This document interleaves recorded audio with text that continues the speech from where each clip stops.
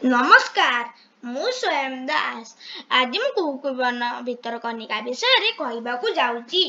भितरकनिका हेउची प्राकृतिक सौंदर्यर एक गंथाघर। यार नदी नाल लुणा जंगल हेन्ताल बण घंच अरण्य बास करुवा नाना जातिर पशु पक्षी सबु गुड़िक देखिबाकू सुंदर। थरे एही अंचल को बुली गले गोटे परी राइजरे विचरण कला भली मने हेब। भितरकनिका अंचलटी ओडिशार पूर्व उपकूल रे केन्द्रापड़ा जिला अंतर्गत राजनगर थाना रे बोली कुहा जाए। एही अंचलटी आगे कनिका राज्य रे अंतर्भुक्त थिला। एहार पूर्व रे बंगोपसागर अवस्थित। अन्य तीन पाखरे ब्राह्मणी बैतरणी और धामरा नदी एवं ब्राह्मणीर एक शाखा नदी घेरिकी रहिचंती। समुद्र निकटवर्ती होइथिबारु एहा एक लुणा अंचल एवं नदी नाल द्वारा खंड विखंडित। एठाकू जिबाकू हेले राजनगर घाटरू जलपथरे डंगा किंबा मोटर लॉन्च जोगे जिबाकू हुए। चांदबाली ठारू बैतरणी नदी बाटे मध्य यातायात सुविधा अछि। एहा गोटे अभयारण्य होइतिबारु जंगल मध्यरे प्रवेश करिबा पूर्वरु सेठारे थिबा वन विभागर ऑफिस रु अनुमति पत्र नेबाकू होइथाए। भितरकनिकार प्राकृतिक सौंदर्य अत्यंत रमणीय। मोटर लॉन्च रे गला बेले नदी एवं नालर उभय पार्श्व रे देखा जाए घंच जंगल।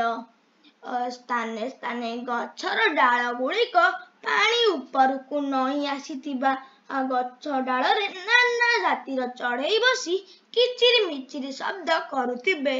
सेमानंक मधुर कलर बरए वनभूमि मुखरित हुए। केउटी केउटी मांकड़ हुंकार करी एडालरू सेडाल डेई गछकू दोहलाई देउथिबे।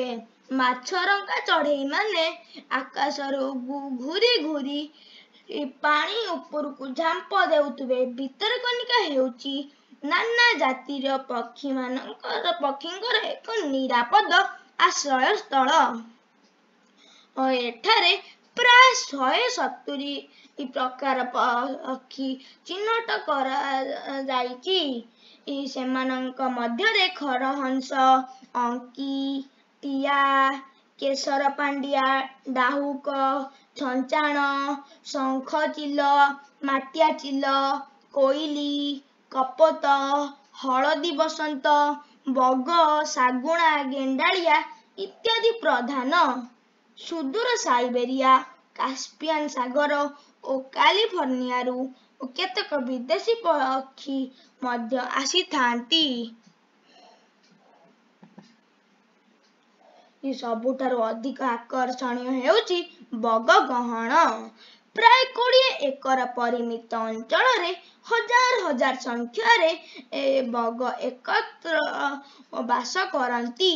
एही जंगल रे सियाल हेटा बाघ बाराह संबर ओट ओध झिंक कटास गधिया बण घुसुरी नेउल इत्यादि बहु प्रकार जीव बास करंती। सरीसृपଙ୍କ ପାଇଁ भितरकनिका जंगल पृथ्वी प्रसिद्ध अटे।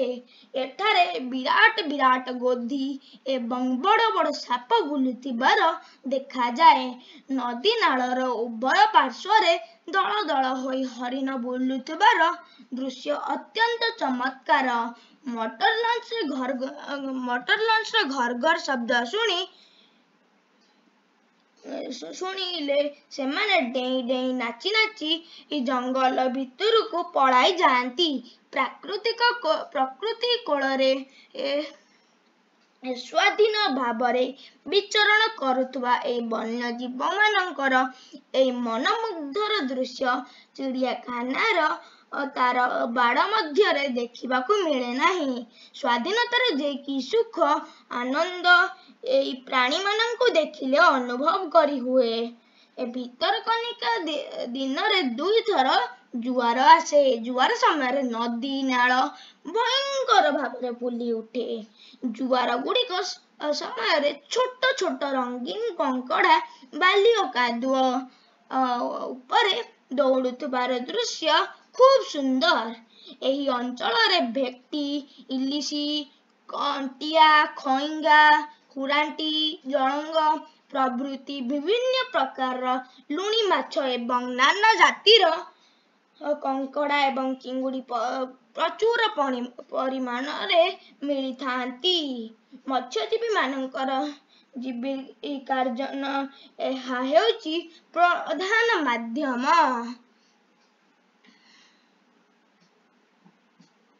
ଜୁଆର ପାଣି ଯୋଗୁଁ ଏଠାର ଭୂମି ସବୁବେଳେ ସନ୍ତସନ୍ତିଆ ଥାଏ। ଏଠାରେ ରାଇ, ବଣିଆ, ପିତାମାରି, ସୁନ୍ଦରୀ, ହେନ୍ତାଳ, ଗୁଆଁ, ବନି, କେରୁଆ, ସିଙ୍ଗଡ଼ା, ରୁଅ, ପାଣି ଆମ୍ବ, ବଣଲେମ୍ବୁ ଇତ୍ୟାଦି ବିଭିନ୍ନ ପ୍ରକାର ଗଛ ଜନ୍ମେ। ହେନ୍ତାଳ ଗଛ ଗୁଡ଼ିକ ଦେଖିବାକୁ ଛୋଟ ଆକାରର ଖଜୁରୀ ଗଛ ଭଳି। ଏହି ଗଛର ସରୁ ସରୁ ଗଣ୍ଡି ଖୁବ୍ ମଜବୁତ। ତାହା ଘର ତିଆରି କାମରେ ବହୁତ ବ୍ୟବହୃତ ହୁଏ। ଏହାର ପତ୍ରକୁ ପିଞ୍ଛ କୁହନ୍ତି। ଏହି ପିଞ୍ଛରେ ଛାଞ୍ଚୁଣୀ ତିଆରି ହୁଏ। ଲୁଣା ଗୁଡ଼ିକର ଚେର ସବୁ ମାଟିକୁ ଏପରି ଜାବୁଡ଼ି ଧରିଥାନ୍ତି ଯେ ଜୁଆର ପାଣି ମୃତ୍ତିକା କ୍ଷୟ କରିପାରେ ନାହିଁ। ଏହା ସେ ଅଞ୍ଚଳର ଏକ ପ୍ରାକୃତିକ ପ୍ରାଚୀର ଭଳି କାମ କରେ। ଭୟଙ୍କର ବନ୍ୟା, ବାତ୍ୟା ଓ ସାମୁଦ୍ରିକ ଢେଉ କବଳରୁ ଏହା ଲୋକଙ୍କ ଧନ ଜୀବନ ରକ୍ଷା କରିଥାଏ। ଏହା ଲୁଣା ଜଙ୍ଗଲରେ ଅନେକ ପ୍ରକାରର ଔଷଧୀୟ ବୃକ୍ଷ ମଧ୍ୟ ଦେଖିବାକୁ ମିଳେ। ଏଠାରୁ ପ୍ରଚୁର ପରିମାଣରେ ମହୁ ସଂଗ୍ରହ କରାଯାଏ। ଏହି ଅଞ୍ଚଳରେ ବଉଳା କୁମ୍ଭୀର ଓ ଅଲିଭ୍ ରିଡ୍ଲେ କଇଁଛ ଏବେ ସାରା ପୃଥିବୀରେ ଦୃଷ୍ଟି ଆକର୍ଷଣ କରିଛି। ଡାଙ୍ଗମାଳ ଅଞ୍ଚଳରେ 1975 ମସିହାରୁ ସରକାରଙ୍କ ତରଫରୁ କୁମ୍ଭୀର ଗବେଷଣା କେନ୍ଦ୍ର ଆରମ୍ଭ ହୋଇଛି। କୁମ୍ଭୀରମାନେ କିପରି ସୁରକ୍ଷିତ ରହିବେ ଏବଂ ସେମାନଙ୍କର ବଂଶବୃଦ୍ଧି ହେବ ଏବଂ ସୁରକ୍ଷିତ ରହିବେ ସେଥିପାଇଁ ଚେଷ୍ଟା କରାଯାଇଛି। ଗୋଟିଏ ଗୋଟିଏ କୁମ୍ଭୀର ଏଠାରେ ପ୍ରାୟ 6-7 ମିଟର ଲମ୍ବ ହୋଇଥାନ୍ତି। ସେମାନେ ନଦୀ ନାଳରେ ସ୍ୱାଧୀନ ଭାବରେ ବିଚରଣ କରନ୍ତି। ଡାଙ୍ଗମାଳରେ ବନ ବିଭାଗର ଡାକ ବଙ୍ଗଳା ଏବଂ ମ୍ୟୁଜିୟମ ଅଛି। ଛୋଟ ଛୋଟ କେତେ ଜଳାଶୟରେ ଦର୍ଶକମାନଙ୍କ ନିମନ୍ତେ କେତୋଟି କୁମ୍ଭୀର ଯତ୍ନର ସହିତ ରଖାଯାଇଛି। ସବୁଠାରୁ ଆକର୍ଷଣୀୟ ହେଉଛି କୁମ୍ଭୀର ଗୌରୀ। ତା ଚାରିପାଖରେ ସବୁବେଳେ ଭିଡ଼ ଲାଗି ରହିଥାଏ। ଭିତରକନିକା ପୂର୍ବ ଦିଗରେ ସମୁଦ୍ର କୂଳରେ ଗହୀରମଥା ବେଳାଭୂମି ଅବସ୍ଥିତ।